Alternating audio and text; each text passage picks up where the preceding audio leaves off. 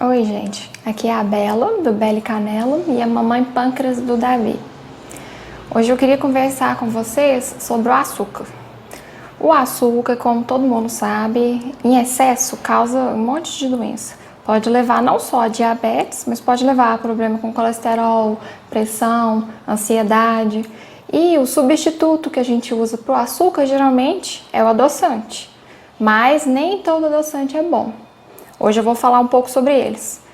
Minha primeira dica é a seguinte: escolha sempre os adoçantes naturais, fuja dos artificiais. Porque embora muita gente goste dos artificiais por eles terem baixíssima caloria, praticamente nada, eles possuem em sua formulação algumas substâncias que podem ser nocivas para o nosso organismo.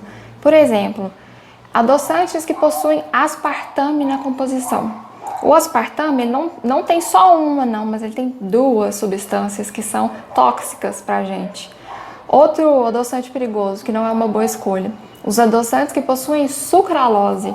A sucralose, em alta temperatura, ela também libera substância tóxica, mas não dá para usar ela também no suquinho, para temperar, um suquinho, um café, na temperatura ambiente não, porque mesmo na temperatura ambiente ela pode causar disfunção na tireoide.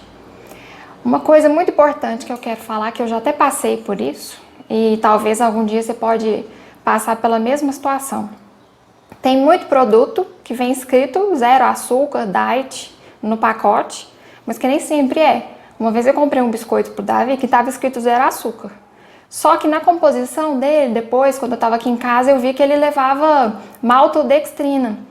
A maltodextrina e a lactose muitas vezes são usadas para engrossar a receita e para poder dar aquela consistência adequada para o resultado final.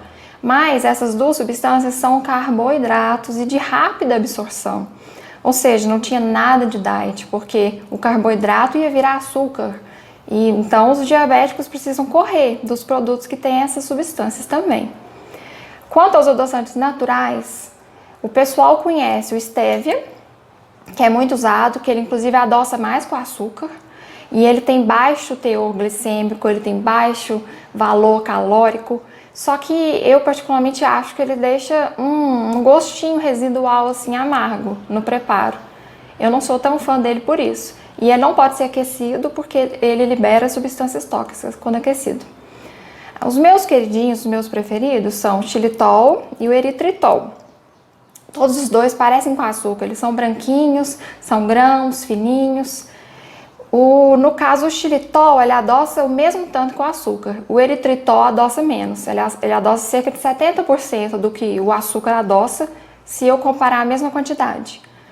Mas o eritritol, ele vence em 2 pontos do xilitol. Ele tem o índice calórico e glicêmico menor do que o do xilitol, mas ainda assim, acaba que sai elas por elas no final, porque o xilitol adoça mais e o eritritol menos, então eu preciso usar uma quantidade maior de eritritol e no final eu estou subindo o valor glicêmico e o valor calórico do mesmo jeito. Então essas duas são excelentes escolhas. Além disso, é muito importante que você sempre verifique o rótulo do que você comprar, para você saber exatamente o que você está levando para dentro da sua casa e não ser enganado.